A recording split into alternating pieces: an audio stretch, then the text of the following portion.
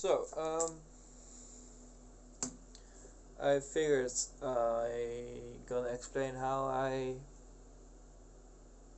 structure my solos a little bit, whether they're improvised or actually I spend time on on perfecting them and writing them, um, and that's something I learned from John Mayer basically, and I'm not sure how many of you are familiar with his playing, but he basically teaches something called a dynamic ceiling. What it means is the place you start on the neck is the is like you can go lower than the place you start on basically. So you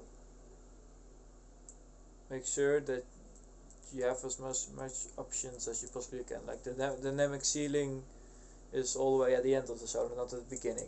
You're not gonna put your coolest, highest, fanciest stuff at the beginning of your solo because people get bored. Now, basically, what it means is, for example, I put some chords in my looper, so I can demonstrate stuff. And the chord progression is just 1, 5, 6, 4 in G. So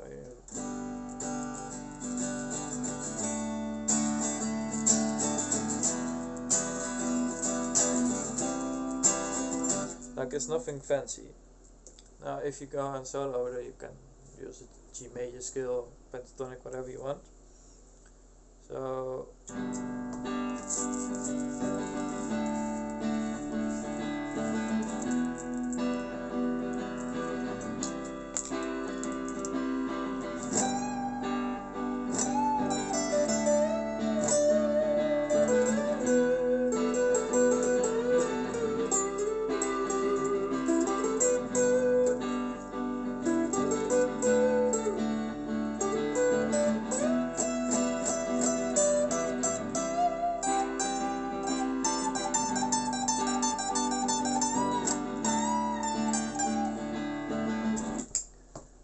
like, as you notice, I'm very prone, if I started here, I'm very prone to just go up the neck. Like, by starting here, for me, I annihilated this whole bit of my options to play, because for me, my structure of my solo sounds off when I do that. Like, if it 1, 2, 3, 4.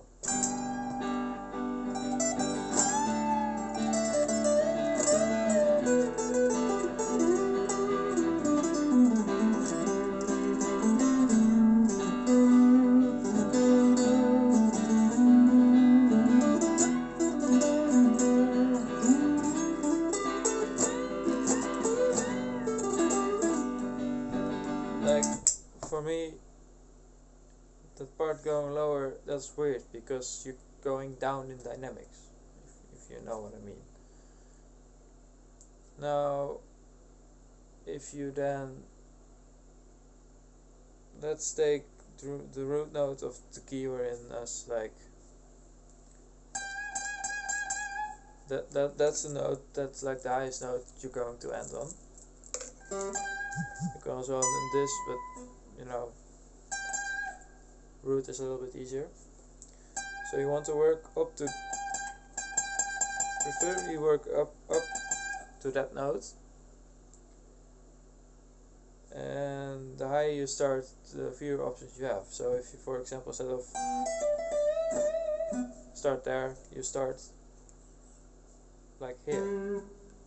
1, 2, 3, 4.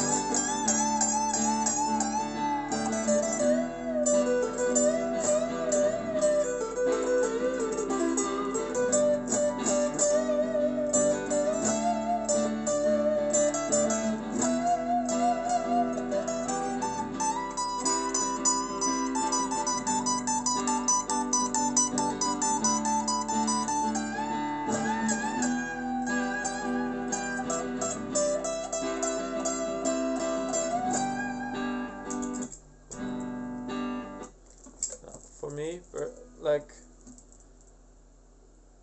for me, that's like a solo that's built in a way that you can play with your dynamics a little bit, and like you have all the options in the world. So you basically, you don't bore the listener. Like that's always the aim of writing music, is that you like it yourself, but you also don't want to bore the listener. Like that's probably the most important part if you want to show it to people. Like, if you maybe, I didn't shred at all because I don't like shredding that much, and it's like pretty from a listening experience, and other people won't either, or a lot of people won't. So I just do it like that. Also, use your ear. Like, always listen to what you're playing to make sure you play something that sounds good to you. Not like, music isn't like it's not a sport. So doing all this stuff, all that stuff, if it doesn't sound good to your ear, then it can be great fun to play, but it sounds like shit anyway, however impressive it may be. So always listen to what you're playing, and don't start too high on the neck with your solo, because uh, that for me at least, it eliminates so many of my options, because it just dynamically sounds wrong when I go down halfway through my solo. Because for me, my climax is, most of the solos I like that have a climax, the climax is the high note. So you want to work up to that, and the higher up you start, the less room you have to work up to it. So the less dynamical range you have to play, basically. I hope it helps. I hope I explained it properly, because I can be a pretty shitty teacher in general.